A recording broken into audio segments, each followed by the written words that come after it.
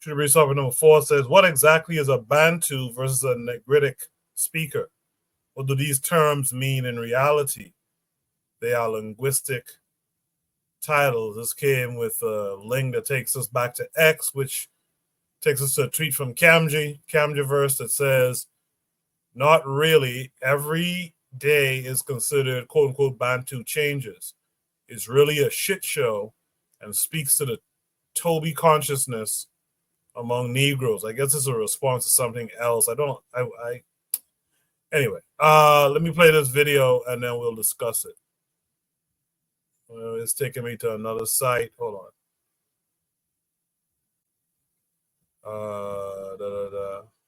Hold on a second. Let's get this together. Let me make sure you guys are seeing what I'm seeing. Yep. All right. So we'll watch this about twice or 3 times. Make sure we get the point. Then we'll discuss it. Afro-Asiatic, Nilo-Saharan, Khoisan. These are white categories. And if you would allow that to define historical African populations without adequate comparative historical reconstruction, your identity is white-owned. There's a lot of black folk out there who have a Toby consciousness because they would allow white folk to define them. Bantu, Niger-Congo, Afro-Asiatic, Nilo-Saharan, Khoisan. These are white categories. And if you would allow that to define historical African populations without adequate comparative historical reconstruction, your identity is white-owned. There's a lot of black folk out there who have a Toby consciousness because they would allow white folk to define them. Bantu, Niger-Congo, Afro-Asiatic, Nilo-Saharan, Khoisan. These are white categories. And if you would allow that to define historical African populations without adequate comparative historical reconstruction, your identity is white-owned. There's a lot of black folk out there who have... All right, so that was a short. I went back and looked at it. That was a response to a X marks the spot tweet. He said, when white people say the Cape was uninhabited when the Dutch settlers arrived in South Africa, that's because they didn't consider the Sand people, whom they encountered in the Cape, as humans. Europeans classified them as native fauna, and permits were issued to hunt them. So this is a response to the fact that Great House pretty much used the terminology Sand people. And I guess Kamji's thing is, why would you let this European name you and go along with those classifications when in fact this in particular, this Bantu versus Negritic speaker, is just linguistic titles. These are not the actual titles of the people. So I just wanted to add a little depth to it. With that said, I'm not going to go to Black Steel. I'm going to mix it up. I'm going to go to Buana this time. Buana, what say you? Boy, I am happy and humbled that the person who put this prompt up believed that we have the ability to answer this kind of question. For me, it's really a little bit beyond me, so I'll have to pass it on to a person who could clearly be able to understand, like, define this and analyze this in a way that'll be suitable to a person who is listening. Because I don't want to just ramble, because this is a little bit of beyond me. So I'll just pass on this one. All right, and if Trigger Happy is into this topic as well, if you're still in the chat, brother, you could chime in, give us some more to kind of feed off of as we try to go through this conversation here. Real Black Gentleman, what would you like to add to this? Yeah, I can be real quick about this. They're just saying that, like, the way that, they organize this, these white people organize the languages that they perceive is kind of like, that is really crass in the labels that they use to describe the languages are very imprecise and whatnot. That's as if I look at Europe and I talk about the Germanic speaking peoples and the Romance speaking peoples and think about it like that, and not to see like national boundaries, like kingdoms, empires, and all that, and like ignore any kind of like political intricacies of any kind. You understand what I'm saying? Did I make it clear? Yeah, I feel you on that. Yeah, that's as simple as, you know, the Slavic speaking peoples. And if I were to, you know, just go in there and just like make assessments about how people talk and blah, blah, blah. That's all it is. Quick, fast, and hurry. All right. Let's say from Oni this time. Oni, what say you? No, actually, RBG kind of said it. You know, it's as if Bantu is just you know, somebody had a hypothesis about a particular demographic, you know, with a historical legacy of, let's say, iron working and fire and all that kind of stuff. And it just might not be an accurate assessment of the continent given the more recent anthropological and genetic data, which is, I think, as you know, even Buana said, might just be above our pay grade if we're not really studied on the subject matter. So I mean, again, I try to avoid the word Bantu, get it out of my lexicon. Thanks to Conjiverse, but it is a pretty, but yeah, it is a very well entrenched idea that we don't. But it's kind of cool that he's going against it. That's it. Appreciate that, Oni. Yeah, I took the same thing from Real Black Gentleman too. In the chat, Trigger Ivy 262 Plus says basically when I read that thread, there are people on Twitter who really believe there are a Bantu people and that they migrated precisely from Cameroon, but this is literally not attested. He goes on to say, but the more dangerous thing we need to focus on is Bantu is used for tribalism in Central Africa. That's what is dangerous. It's also used to justify apartheid in South Africa. Trigger, you can continue to elaborate while I go to the others here. Oh, he just added one more comment. He said it gets disappointing when Great House fights white supremacists, but he uses white supremacist terms to fight them. He needs to abandon Bantu entirely. Much appreciated, Trigger Happy. Afro Native World says he's met Africans who self-identify as Bantu, which is weird. But then again, they're just as miseducated as we are. So I guess it's par for the course. With that said, let me hear from Kofi. Kofi, what say you? Yeah, I'm into linguistics, but not too much into this. So I'm not going to really talk it linguistically, but I'm going to speak to something that I do know of because this is a common trend. So they're talking about Bantu people like Cameroon. So you got to understand when white people go to a place, most of the times they rename everything, right? So Cameroon, that region, that's a French word. It's not Cameroon. You go to the Great Lakes region in East Africa. It has English names. Oh, Lake Victoria, and then like this is something that they do. You know what I'm saying? So right now, so what's another name on pygmy, right? That's a derogatory name. For oh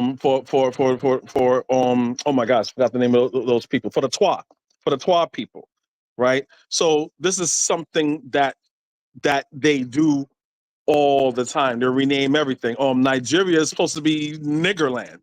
But originally, if I'm not mistaken, it's supposed to be, it was Yoruba land, but they called it Nigeria, right? Nigerians still call their country Nigeria. They have full control of the image and the name of their country, but let's just keep it Nigeria, even though they know that's just name Niggerland. That's not the original name. But here in America is unique. In America, they didn't change everything. Some has English names, Dutch names, French names, stuff like that. But when we go to like the Midwest and West Coast, places like Nevada, Omaha, Ohio, all those are Native American names. The white people have not changed those names. To me, that's kind of like a middle finger to the Native Americans. You're like, you know what? We're not even going to change shit. We're going to keep Nebraska. We're going to keep Omaha.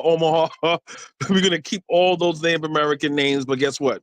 The land is ours. So this is a common theme. This is a common thread that that Europeans do. You know, this is in their playbook of Manifest Destiny, or in Spanish, Manifest Destino. This is something that they all do. So, but we have to, again, Dr. Clark said something to the effect, I don't want to, like, I'm not going to say it verbatim, I don't want to butcher it, but everything you think you've learned, relearn it again. because most of the things that we think we know was taught to us. We didn't learn for ourselves. So I think that's what colonized people have to do as a whole, so we could, be whole again. That's it. I appreciate that addition there, Kofi. I too always wonder, you're Nigeria, for example. You have control, as Kofi said, you have control of the land. You have control. Change the goddamn name. We've seen other African leaders change the names of their country, right? Burkina is an example of it, right? Like, change the name. Like, you guys still have Lake Victoria? It's just insanity to me. But I digress. Last but not least, Black Steel. What exactly is a Bantu versus a Nigritic speaker? What do these terms mean in reality? They are linguistic titles. What did you take from it, Black Steel? The way I interpreted it, right? I think they're really referring to like language families. So, I guess they're trying to analyze the different languages and how they're related to one another.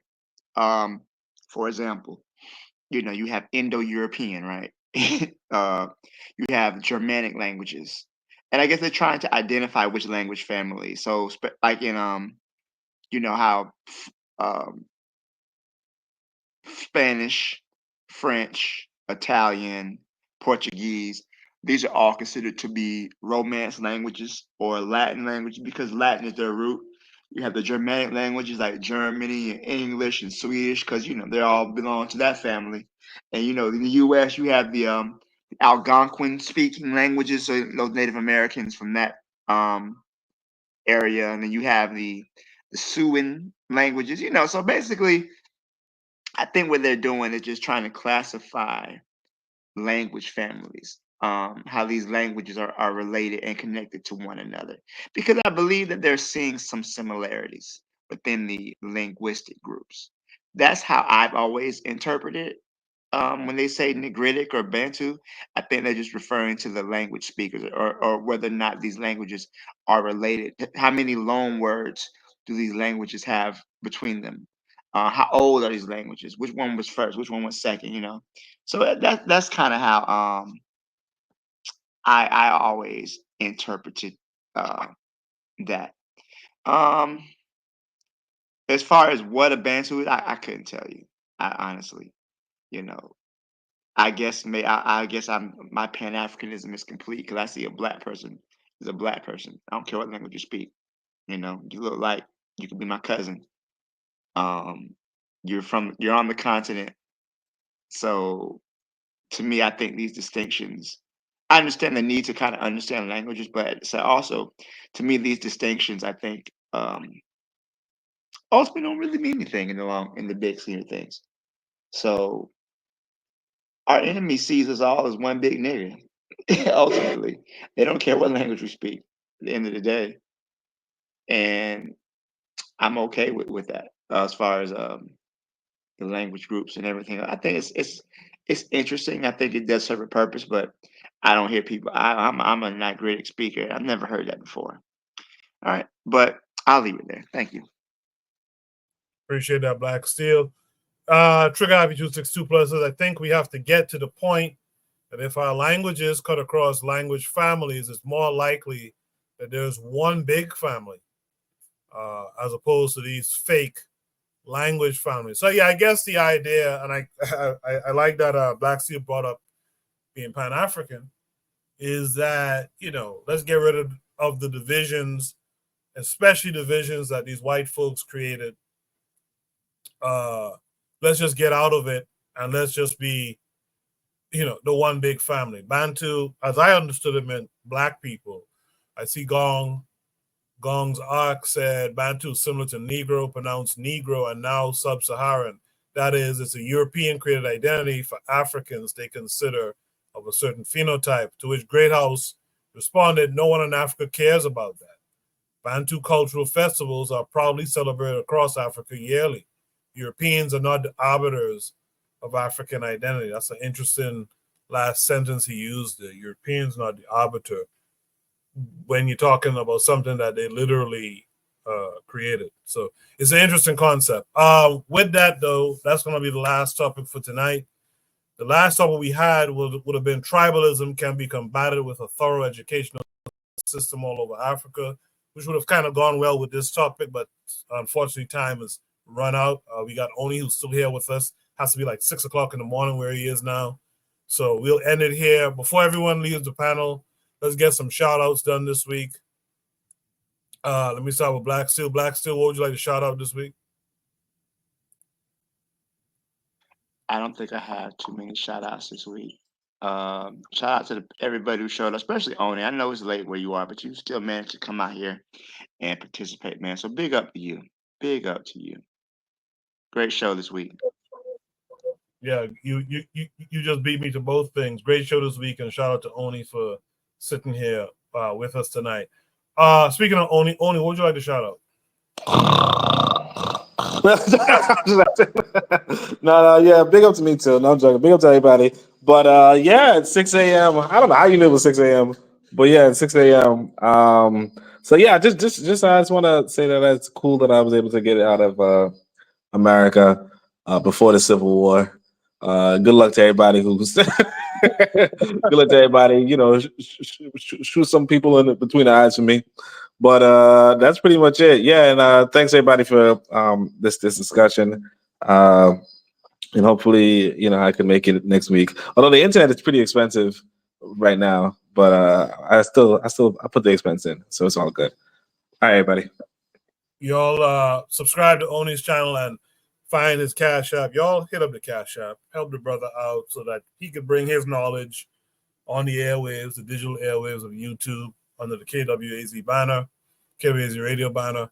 So hit him up, help him out as well. With that said, Real Black Gentleman, what would you like to shout out this week?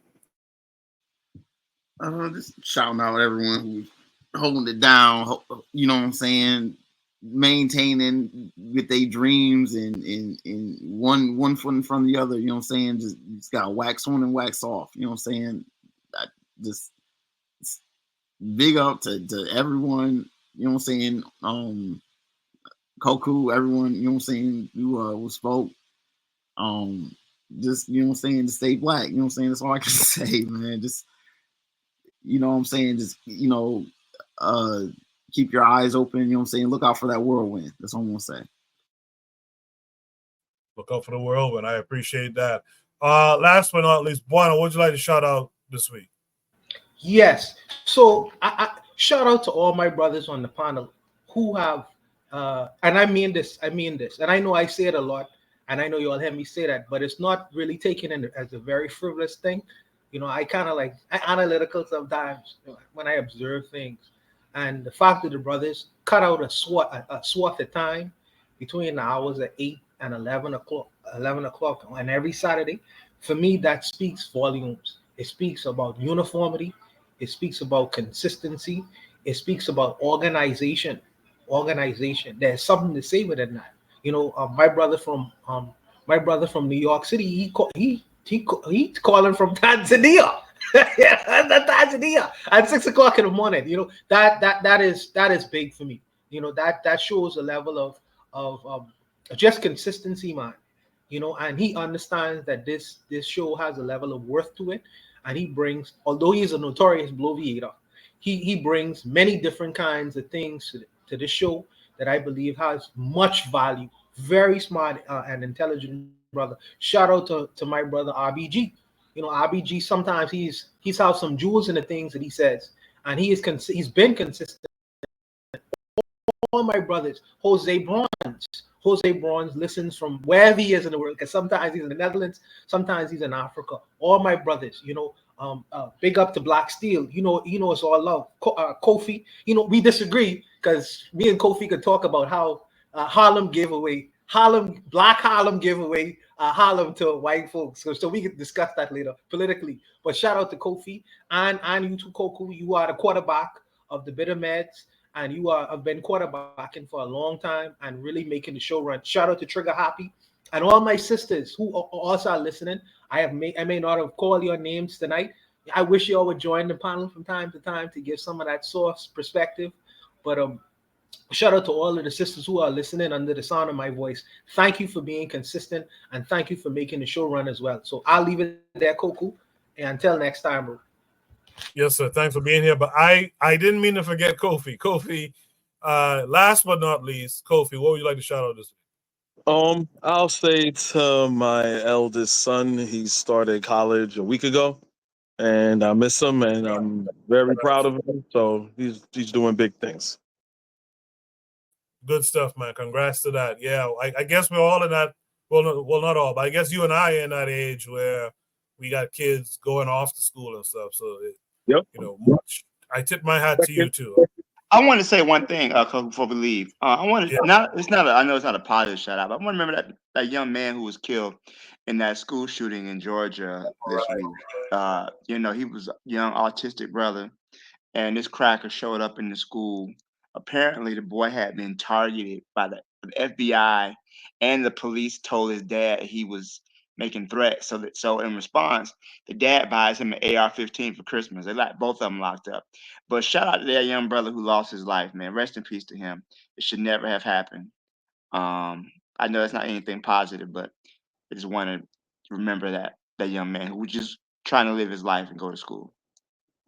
Remembrance is positive, and we should keep our eye on that case too. They're charging that father with the crime of the son on some levels. We got to keep an eye on that. We could talk about that more on Shoot the Breeze in the future.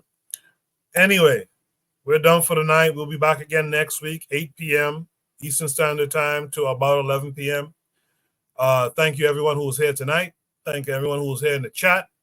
We'll see you soon. Make sure to check out all the other shows on the network. Brother Bakari, The Forecast, Consider Cheek, which is Realm in the Bush, and The Matron, the revolutionary matron of that. Check out all the other shows. Check out Oni. Check out myself and Harsh Reality Podcast. And last but not least, check out Kofi, the Black Critic. I'll see you guys next week. You guys be good. Peace.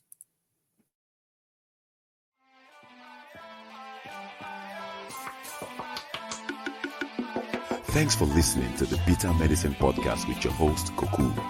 If you like what you just heard, we hope you pass along our web address, bittermedicineblogs.com, to your friends and colleagues, and share our show to all your social media. Be sure to check out our archive section on our website for previous podcasts. This has been a KWAZ radio production. Join us next time for another session of the Bitter Medicine Podcast. Follow us on Facebook at Bitter Medicine Show, Twitter, Bitter Meds, Tumblr, Bitter Meds, Instagram, Bitter Medicine.